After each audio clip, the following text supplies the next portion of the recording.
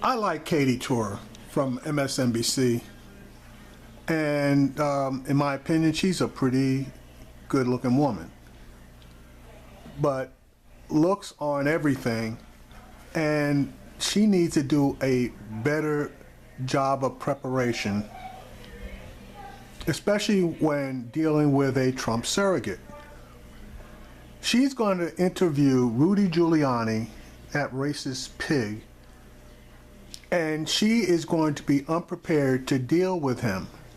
She needs to take a page out of Joy Reid's book as far as preparation is concerned, and though she attempted to be a bit forceful, Rudy Giuliani basically reigned all over her. I want to play the interview that she did with Rudy Giuliani, and then I want to make a comment at the end as to what she should have done. We don't know. We didn't see the ballot. We hope Rudy so, Giuliani. because I think he voted for himself too. I want to start with the breaking news we have. The Trump campaign has filed a lawsuit in Nevada saying that polling places, or a polling place, was kept open longer than it should have been. What can you tell me about that lawsuit? I can tell you a little about that. I spent the entire day Sunday. Excuse me if I get my days a little confused here. After leaving him on Saturday night, we went to Las Vegas, and my group of surrogates, we campaigned all throughout Nevada. And there were already complaints in the early voting on Saturday that 2 or 3 polling places have been kept open 2 or 3 hours longer. And there were affidavits to that effect. So this is not, whatever they found today is probably piled on top of that. This is a couple hundred votes, though, that's in the lawsuit. Well, who knows? Also, remember, this is a place that I don't know, I guess Democrats would call it paranoia and Republicans would call it reasonable suspicion. Okay, let me comment on that first part right now. Just because a polling place is kept open longer, that doesn't mean that anything illegal was done. Traditionally, and in some states by law, any person that is online at the close of the polling place is allowed to vote. I've been in a couple of those lines, and at the very end, a person from the polling place comes out. They announce that there's a cutoff, or this is the end of the line, and for the most part, they normally stand at the end of the line, informing anybody who comes up subsequently that they cannot vote because they've gotten there after the close of the polls. So a place being open an hour or two, depending on the length of the line, is not unusual, and it's not a violation of polling laws. So what he just said, unless there's a whole lot more to what's going on here, it's not going to hold water as far as the judge is concerned. This is Harry Reid's home turf, and we don't exactly trust Harry Reid.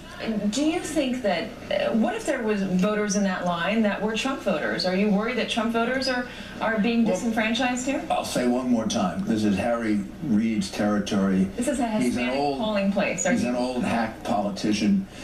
See, and for him to say this is Harry Reid's I guess, under Harry Reid's control, that's a bunch of bullshit. And then he just disparaged Harry Reid by calling him a hack, which you, Rudy Giuliani, obviously are.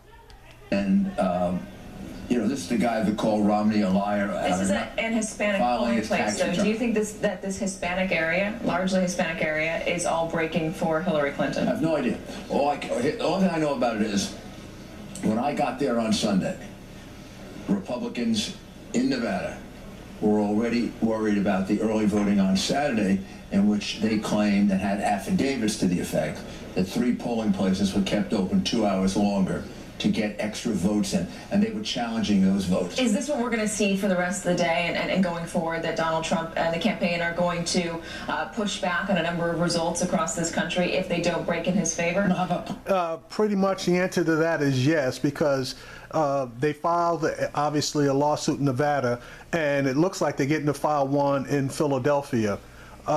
Surprisingly, the areas that are under contention are Hispanic areas in Nevada and African American areas in Philadelphia.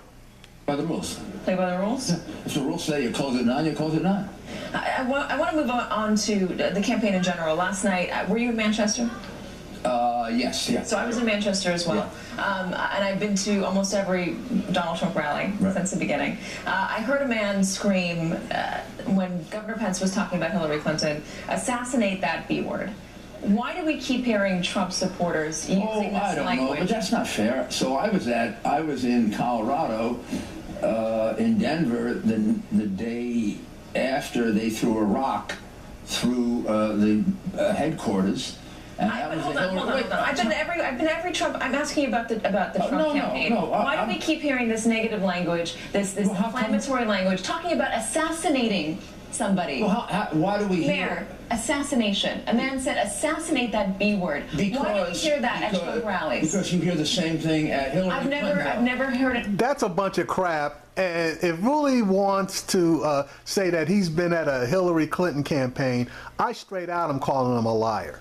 So unless he's got some kind of video of some of his undercover guys at a Clinton campaign and heard this kind of language screamed, and you basically, would have to scream this, and then the other people would probably have grabbed them. So, but my contention is Rudy's just straight out lying here. That I've seen assassinate Donald Trump at a Hillary Clinton rally. They threw a rock through the window of Trump headquarters. Had you not interrupted me, I'd finish the sentence.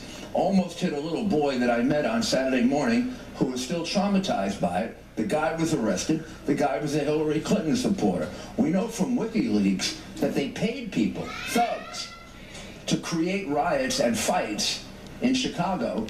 Yeah, that WikiLeaks stuff is a bunch of crap because we don't know whether the documentation that WikiLeaks is purporting to be authentic is real or not. To break up the Trump campaign. I know you want to go turn towards the Clinton campaign, but I have you here. You represent the Trump campaign. Yeah, you absolutely do want to do that because that's exactly what you're doing. You represent the Trump campaign, and we're gonna have a vote tonight. And my question to you, Mr. Giuliani, the unfairness of CNBC that you're asking me about. And he doesn't even know what network he's on because he's not on CNBC. He's on MSNBC. MSNBC. MSNBC. You're the same. But hold on. Let me just ask one question. No. Mr. Mayor. Now he's trying to take control of the interview. She says she wants to ask a question, and he says no. Turd. Well, let me answer. The reality is that the Hillary Clinton campaign has involved itself in more violence and paid for it than anything going on in the Trump campaign. That is absolute bullshit. You don't report on it. You don't report on the fact Those that are they paid out unsubstantiated claims. thousands and thousands of dollars to thugs to go make it look like the Trump campaign had violent people, but they were being paid for by the Clinton campaign. See, what she should have said is, where's your proof? And don't give me WikiLeaks. Where's your proof? But she didn't push him on that. Unsubstantiated claims, and I really wanted you to ask. I wanted to ask about the Trump campaign specifically, but we can move on. Let's talk about tonight. Donald Trump. What is he doing right now? How is he feeling? He's feeling very good. He's feeling like he can win this election. He feels like the last-minute momentum for the last 4 or 5 days has been very much on his side. She needs to bring all kinds of people in to get crowds. He can do it all by himself. Everything we can see, the momentum is moving in our direction, and we can win this election. If he does lose, and I'm not saying he's going to, if he does lose, should we expect to see him concede graciously as every other loser in a presidential campaign has come out and done? Unless he loses the way Gore lost, who didn't concede graciously until 2.5 months later. Well, the recount was automatically kicked in. No. He did not initiate the lawsuit. The recount was automatically kicked in. And then he did graciously concede. No, he didn't. Yes, he did. What happened, for those of you who don't know, Florida had that problem with the quote-unquote hanging chads. So the margin of victory for Bush, and remember, Bush's brother was the governor of the state, and he had the attorney general of the state in his pocket. The margin of victory in Florida was so minute that an automatic recount was mandated by the state of Florida, okay? The attorney general attempted to stop the automatic recount. That battle went all the way up to the Supreme Court. This is a case where the Supreme Court denied a justice because their ruling was that any type of a manual recount was unconstitutional. And I was still digging through to find out why a state mandated recount on a contested vote count, especially with all the hanging chads, was unconstitutional. But the question that she should have asked Mr. Giuliani, well, I'll hold that question until he, because now he's going to start going after her. She was right as far as the mandatory recount was concerned.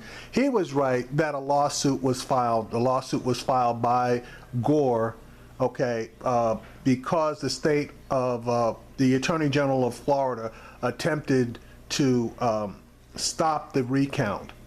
Conceded, and 1 hour later. Oh, and by the way, I forgot to mention, Gore finally stopped and did issue a concession speech, and it was one of the best concession speeches that anyone has ever given. So he did concede gracefully after he believed he had exhausted all of his avenues towards justice.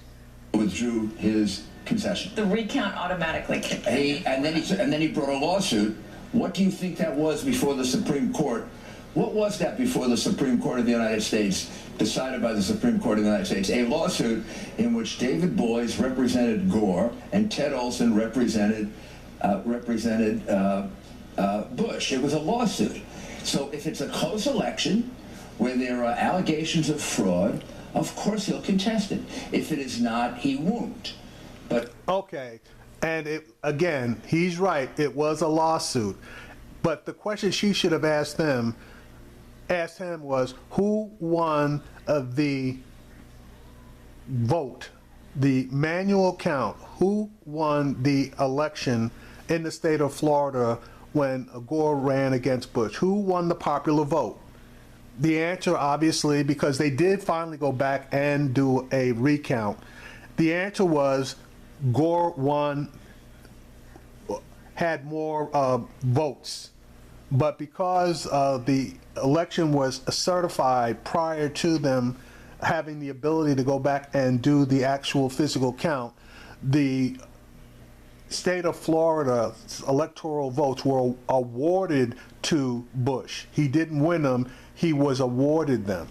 So what you should have just done is ask who won the popular vote in Florida, and why, since he won the popular vote in Florida, wasn't he awarded the electoral votes of Florida?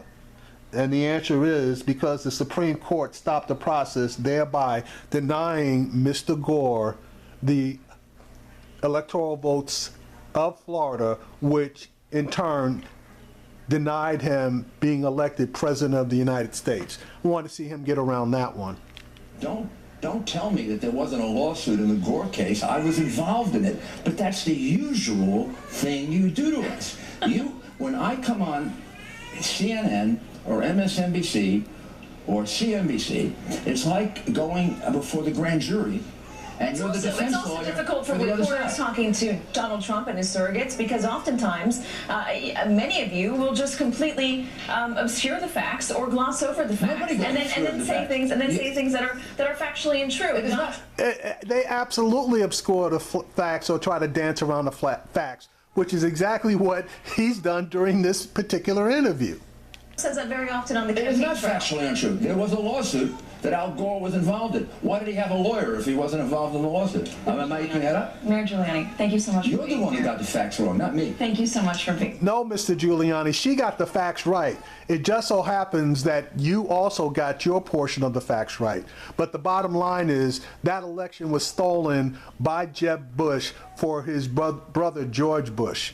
And you are a normal Trump surrogate, i.e., you spin, you deflect, and you gloss over facts, and sometimes you even out and out lie.